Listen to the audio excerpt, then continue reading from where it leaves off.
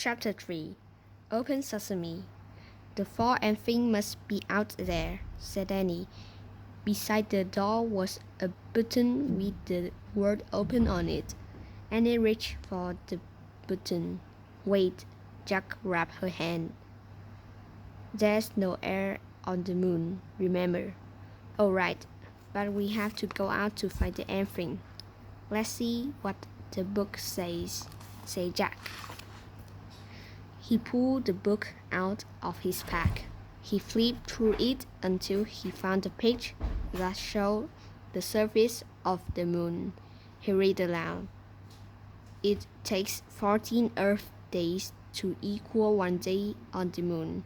No air protects the moon from the sun's rays, so daytime has reaches 260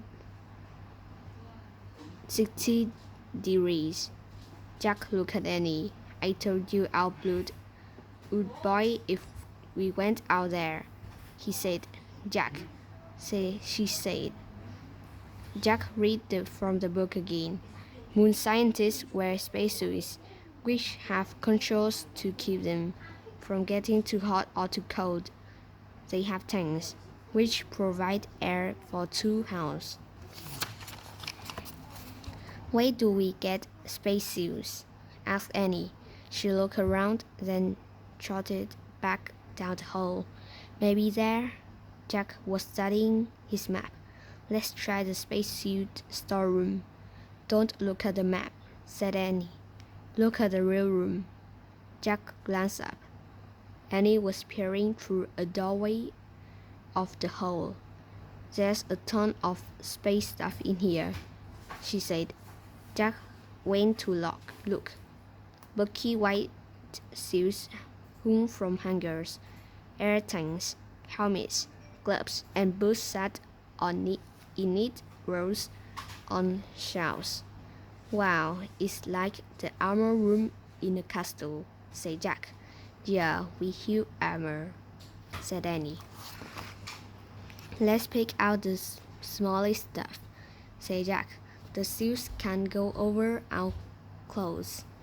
Annie found the smallest white suits, and Jack found the next smallest. They stepped into them. Then Annie looked Jack's air tank into place. Thanks, he said, and he did the same for her. Thanks, she said. Gloves, said Jack.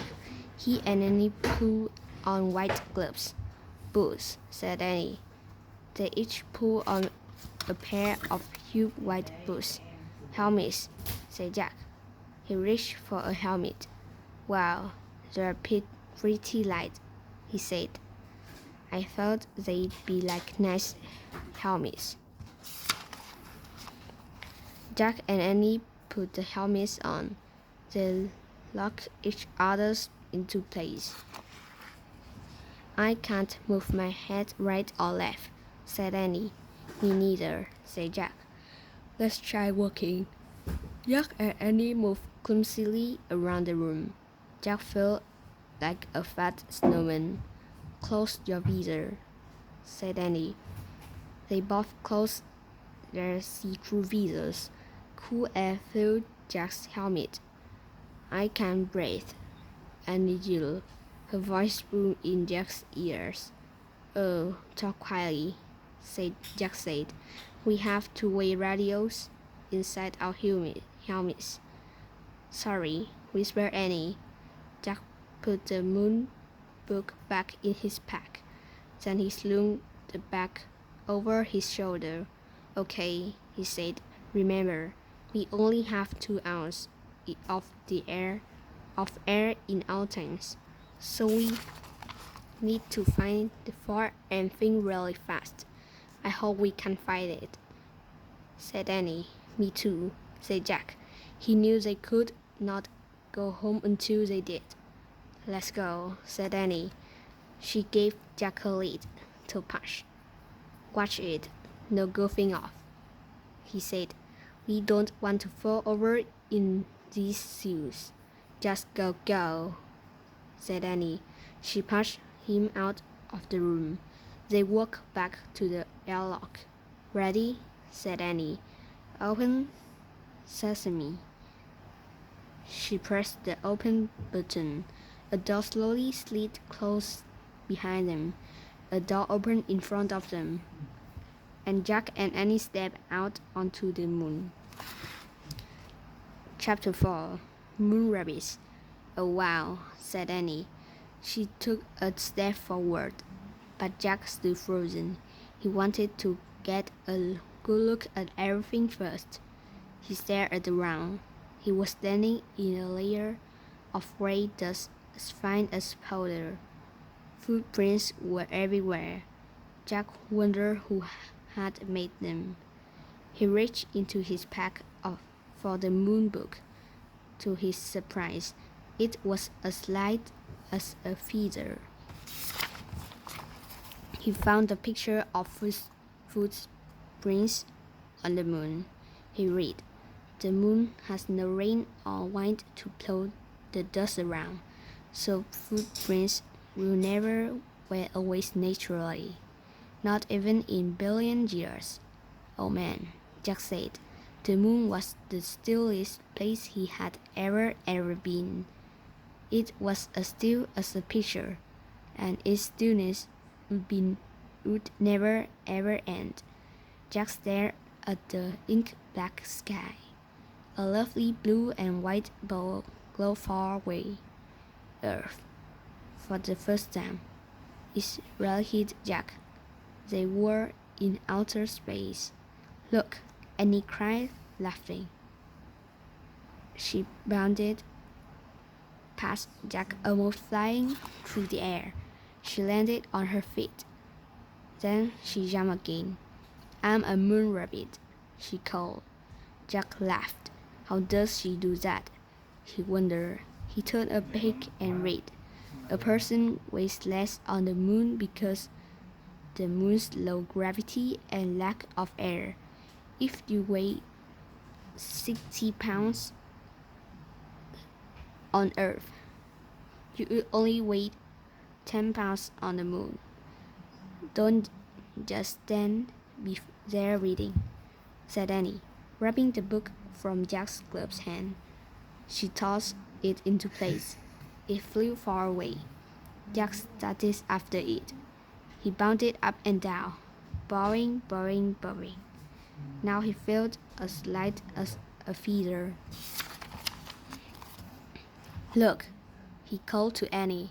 "I'm a moon rabbit too." Where Jack's boots hit around, moon dust gracefully sprayed into space. The book had landed at the edge of a shallow crater. When Jack reached it, he tried to stop, but his feet slipped. He fell right over and laid on his side. He tried to stand, but he was off balance. He tried again, but the dust was too deep, and his spacesuit was too clumsy. "You okay?" asked Annie. "I can't get up," said Jack. "You shouldn't have been goofing off," said Annie wisely. "You goof off first," said Jack. "Now help me, please." Annie started toward him. "Don't fall too," warned Jack. "I won't." Annie moved very slowly. She half floated, half walked. "Give me your hand," she said.